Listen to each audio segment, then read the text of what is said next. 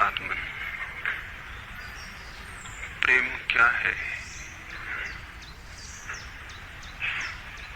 जीना और जानना तो आसान है, लेकिन कहना बहुत कठिन है। जैसे कोई मछली से पूछे कि सागर क्या है, तो मछली कह सकती है यह है सागर, ये रहा, चारों तरफ वही है। लेकिन कोई पूछे कि कहो क्या है, बताओ मत, तो बहुत कठिन हो जाएगा मछली को। आदमी के जीवन में भी जो श्रेष्ठ है, सुंदर है और सत्य है, उसे जिया जा सकता है, जाना जा सकता है, हुआ जा सकता है, लेकिन कहना बहुत मुश्किल है। और दुर्घटना और दुर्भाग्य यह है कि जिसमें जिया जाना चाहिए, जिसमें हुआ जाना चाहिए, उसके संबंध में मनुष्य जाति 5-6 हजार वर्ष से केवल बातें कर रही है। प्रेम की बात चल रही है, प्रेम के गीत गाए जा रहे हैं, प्रेम के भजन गाए जा रहे हैं, और प्रेम का मनुष्य के जीवन में कोई स्थान नहीं है। अगर आदमी के भीतर खोजने जाएं तो प्रेम से ज्यादा असत्य शब्द दूसरा नहीं मिलेगा।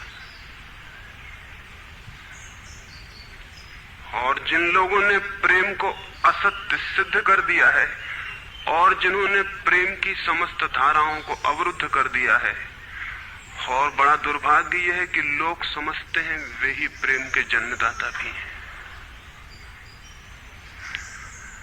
धर्म प्रेम की बातें करता है, लेकिन आज तक जिस प्रकार का धर्म मनुष्य जाति के ऊपर दुर्भाग्य की भांति छाया हुआ है, उस धर्म ने ही मनुष्य के जीवन से प्रेम के सारे द्वार बंद कर दिए। और न इस संबंध में पूरब और पश्चिम में कोई फर्क है, न हिंदुस्तान में और न अमेरिका में कोई फर्क है। मनुष्य के जीवन में प्रेम की धारा प्रकट ही नहीं हो पाई, और नहीं हो पाई तो हम दोष देते हैं कि मनुष्य ही बुरा है, इसलिए नहीं प्रकट हो पाई। हम दोष देते हैं कि ये मन ही जहर है, इसलिए प्रकट नहीं हो पाई। मन जहर नहीं है, और जो लोग मन को जहर कहते रहे, उन्होंने ही प्रेम को जहरीला कर दिया, प्रेम को प्रकट नहीं होने दिया। मन जहर हो कैसे सकता है? इस जगत में कुछ भी जहर नहीं है। परमात्मा के सारे उपक्रम में कुछ भी विष नहीं है, सब अमृत है। लेकिन आदमी ने सारे अमृत को जहर कर लिया है, और इस जहर करने में शिक्षक, साधु संत और तथाकथित धार्मिक लोगों का सबसे ज्यादा हाथ है। इस बात को थोड़ा समझ लेना जरूरी है, क्योंकि अगर ये बात दिखाई न पड़े तो मनुष्य के जीवन में कभी भी प्रेम भविष्य में भी नहीं हो सकेगा। क्योंकि जिन कारणों से प्रेम नहीं पैदा हो सका है, उन्हीं कारणों को हम प्रेम प्रकट करने के आधार और कारण बना रहे हैं। हालतें ऐसी हैं कि गलत सिद्धांतों को अगर हजारों वर्ष तक दोहराया जाए तो फिर हम ये भूल ही जाते हैं कि सिद्धांत गलत हैं, और दिखाई पड़ने लगता है कि आदमी गलत है, क्योंकि उन सिद्धांतों को पूरा नहीं कर पा रहा है। मैंने सुना है एक सम्राट के महल के नीचे से एक पंखा बेचने वाला गुजरता था और जोर से चिल्ला रहा था कि अनूठे और अद्भुत पंखे मैंने निर्मित किए हैं। ऐसे पंखे कभी भी नहीं बनाए गए, ये पंखे कभी देखे भी नहीं गए हैं। सम्राट ने खिड़की से झांक के देखा कि कौन है जो अनूठे पंखे ले आया। सम्राट के पास सब तरह के पंखे थे, दुनिया के कोने कोने में जो मिल सकते थे। और नीचे देखा, गलियारे में खड़ा हुआ एक आदमी, साधारण 2-2 पैसे के पंखे होंगे, और चिल्ला रहा है कि अनूठे, अद्वितीय। उस आदमी को ऊपर बुलाया और पूछा कि इन पंखों में क्या खूबी है, दाम क्या है इन पंखों के। उस पंखे वाले ने कहा कि महाराज, दाम ज्यादा नहीं है, पंखे को देखते हुए दाम बहुत कम है, सिर्फ 100 रुपए का पंखा है। सम्राट ने कहा 100 रुपए? ये 2 पैसे का पंखा जो बाजार में जगह जगह मिलता है, 100 रुपए दाम, क्या है इसकी खूबी? उस आदमी ने कहा खूबी ये पंखा 100 वर्ष चलता है, 100 वर्ष के लिए गारंटी है, 100 वर्ष से कम में खराब नहीं होता है। सम्राट ने कहा इसको देख के तो ऐसा लगता है कि सप्ताह भी चल जाए, पूरा तो मुश्किल है। धोखा देने की कोशिश कर रहे हो, सरासर बेईमानी, और वो भी सम्राट के सामने। उस आदमी ने कहा आप मुझे भली भांति जानते हैं, इसी गलिहारे में रोज पंखे बेचता हूं, 100 रुपए दाम है इसके, और अगर 100 वर्ष न चले तो जिम्मेदार मैं हूं, रोज तो नीचे मौजूद होता हूं। और फिर आप सम्राट हैं, आपको धोखा देके जाऊंगा कहां? वो पंखा खरीद लिया गया। सम्राट को विश्वास तो न था, लेकिन आश्चर्य भी था कि यह आदमी सरासर झूठ बोल रहा है, किस बल पर बोल रहा है। पंखा 100 रुपए में खरीद लिया गया और उससे कहा कि 7वें दिन तुम उपस्थित हो जाना। 2-4 दिन में ही पंखे की डंडी बाहर निकल गई, 7वें दिन तो वो बिल्कुल मुर्दा हो गए। लेकिन सम्राट ने सोचा कि शायद पंखे वाला आएगा नहीं, लेकिन ठीक समय पर 7वें दिन वो पंखे वाला हाजिर हो गया। उसने कहा कहो महाराज। उन्होंने कहा कहना नहीं, ये पंखा पड़ा हुआ है टूटा हुआ, ये 7 दिन में ये गति हो गई, तुम कहते 100 वर्ष चलेगा? पागल हो या धोखेबाज क्या हो? उस आदमी ने कहा कि मालूम होता है आपको पंखा चलना नहीं आता है। पंखा तो 100 वर्ष चलता ही, पंखा तो गारंटीड है। आप पंखा झलते कैसे थे? सम्राट ने कहा और भी सुनो, अब मुझे ये भी सीखना पड़ेगा कि पंखा कैसे किया जाता है। उस आदमी ने कहा कृपा करके बताइए कि इस पंखे की गति 7 दिन में ऐसी कैसे बना दी आपने, किस भांति पंखा किया? सम्राट ने पंखा उठा के करके दिखाया कि इस भांति मैंने पंखा किया। उस आदमी ने कहा समझ गया, भूल, इस तरह पंखा नहीं किया जाता। सम्राट ने कहा और क्या रास्ता है पंखा चलने का? उस आदमी ने कहा पंखा पकड़िए सामने और सिर को हिलाइए। पंखा 100 वर्ष चलेगा, आप समाप्त हो जाएंगे लेकिन पंखा बचेगा। पंखा गलत नहीं है, आपके चलने का ढंग गलत है। यह आदमी पैदा हुआ है 5-6 हजार या 10,000 वर्ष की संस्कृति का, यह आदमी फल है, लेकिन संस्कृति गलत नहीं है, यह आदमी गलत है। आदमी मरता जा रहा है रोज, और संस्कृति की दुहाई चलती चली जाती है कि महान संस्कृति, महान धर्म, महान सब कुछ, और उसका ये फल है। आदमी उसी संस्कृति से गुजरा है और ये परिणाम है उसका। लेकिन नहीं, आदमी गलत है और आदमी को बदलना चाहिए अपने को। और कोई कहने की हिम्मत नहीं उठाता कि कहीं ऐसा तो नहीं है कि 10,000 वर्षों में जो संस्कृति और धर्म आदमी को प्रेम से नहीं भर पाए, वो संस्कृति और धर्म गलत हो।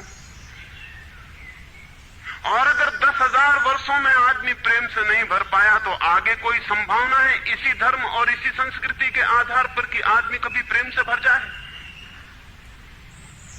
10,000 वर्षों में जो नहीं हो पाया, वो आगे भी 10,000 वर्षों में होने वाला नहीं है, क्योंकि आदमी यही है, कल भी यही होगा। आदमी हमेशा से यही है और हमेशा यही होगा। और संस्कृति और धर्म जिनके हम नारे दिए चले जाते हैं, संतों और महात्माओं की जिनकी दुहाइयां दिए चले जाते हैं, सोचने के लिए हम तैयार नहीं कि कहीं हमारा बुनियादी चिंतन की दिशा ही तो गलत नहीं है। मैं कहना चाहता हूं कि वो गलत है, और गलत सबूत है ये आदमी। और क्या सबूत होता है? एक बीज को हम बोएं और फल जहरीले और कड़वे हों, तो क्या सब सिद्ध होता है? सिद्ध होता है कि वो बीज जहरीला और कड़वा रहा होगा।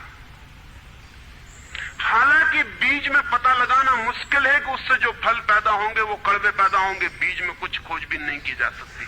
बीज को तोड़ो फोड़ो, कोई पता नहीं चल सकता कि इससे जो फल पैदा होंगे वो कड़वे होंगे।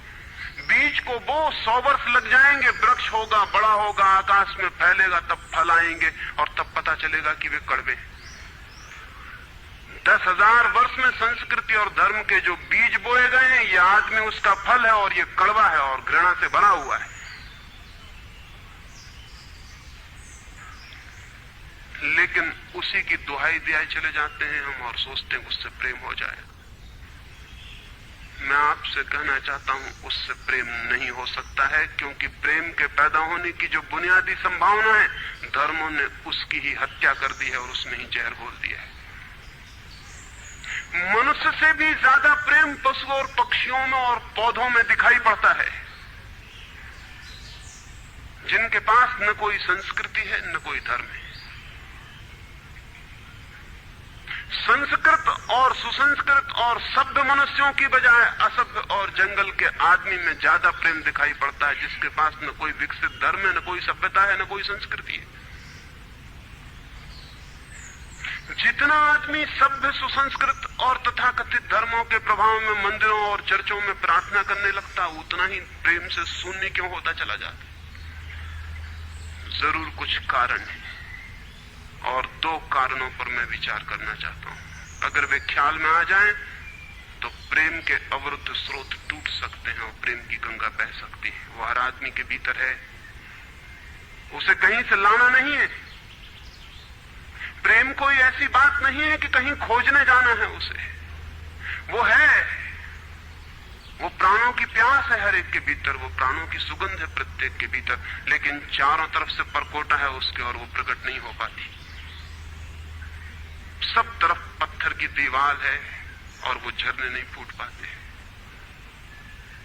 तो प्रेम की खोज और प्रेम की साधना कोई पॉजिटिव, कोई विधायक खोज और साधना नहीं है कि हम जाएं और कहीं प्रेम सीख लें। एक मूर्तिकार एक पत्थर को तोड़ रहा था, कोई देखने गया था कि मूर्ति कैसे बनाई जाती है। उसने देखा कि मूर्ति तो बिल्कुल नहीं बनाई जा रही, सिर्फ छेनी और हथौड़े से पत्थर तोड़ा जा रहा है। तो उस आदमी ने पूछा कि आप क्या कर रहे हैं, मूर्ति नहीं बनाएंगे? मैं तो मूर्ति का बनना देखने आया हूं, आप तो सिर्फ पत्थर तोड़ रहे। उस मूर्तिकार ने कहा कि मूर्ति तो पत्थर के भीतर छिपी है, उसे बनाने की जरूरत नहीं है, सिर्फ उसके ऊपर जो व्यर्थ पत्थर जुड़ा है उसे अलग कर देने की जरूरत है और मूर्ति प्रकट हो जाएगी। मूर्ति बनाई नहीं जाती, मूर्ति सिर्फ आविष्कृत होती है, डिस्कवर होती है, अनावृत होती है, उगाड़ी जाती है। मनुष्य के भीतर प्रेम छिपा है, सिर्फ उगाड़ने की बात है, उसे पैदा करने का सवाल नहीं है, अनावृत करने की बात है। कुछ है जो हमने ऊपर से ओढ़ा हुआ है, जो उसे प्रकट नहीं होने देता। एक चिकित्सक से जाके आप पूछें कि स्वास्थ्य क्या है, और दुनिया का कोई चिकित्सक नहीं बता सकता कि स्वास्थ्य क्या है। बड़े आश्चर्य की बात है, स्वास्थ्य पर ही तो सारा चिकित्सा शास्त्र खड़ा है, सारी मेडिकल साइंस खड़ी है, और कोई नहीं बता सकता कि स्वास्थ्य क्या है। लेकिन चिकित्सक से पूछें कि स्वास्थ्य क्या है, तो वो कहेगा बीमारियों के बाबत हम बता सकते हैं कि बीमारियां क्या हैं, उनके लक्षण हमें पता है, एक एक बीमारी का अलग अलग परिभाषा हमें पता है। स्वास्थ्य का हमें कोई भी पता नहीं। इतना हम कह सकते हैं कि जब कोई बीमारी नहीं होती तो जो होता है वो स्वास्थ्य है। स्वास्थ्य तो मनुष्य के भीतर छिपा है, इसलिए मनुष्य की परिभाषा के बाहर है। बीमारी बाहर से आती है, इसलिए बाहर से परिभाषा की जा सकती है। स्वास्थ्य भीतर से आता है, उसकी कोई परिभाषा नहीं की जा सकती। इतना ही हम कह सकते हैं कि बीमारियों का अभाव स्वास्थ्य है। लेकिन ये स्वास्थ्य की कहां परिभाषा हुई? स्वास्थ्य के संबंध में तो हमने कुछ भी ना कहा कि बीमारियां नहीं है, तो बीमारियों के संबंध में कहा। सच ये है कि स्वास्थ्य पैदा नहीं करना होता, या तो छिप जाता है बीमारियों में, या बीमारियां हट जाती हैं तो प्रकट हो जाता है। स्वास्थ्य हम में है, स्वास्थ्य हमारा स्वभाव है। प्रेम हम में है, प्रेम हमारा स्वभाव है। इसलिए ये बात गलत है कि मनुष्य को समझाया जाए कि तुम प्रेम पैदा करो। सोचना यह है कि प्रेम पैदा क्यों नहीं हो पा रहा है, बाधा क्या है, अड़चन क्या है, कहां रुकावट डाल दी गई। अगर कोई भी रुकावट ना हो तो प्रेम प्रकट होगा ही। उसे सिखाने की और समझाने की कोई भी जरूरत नहीं है।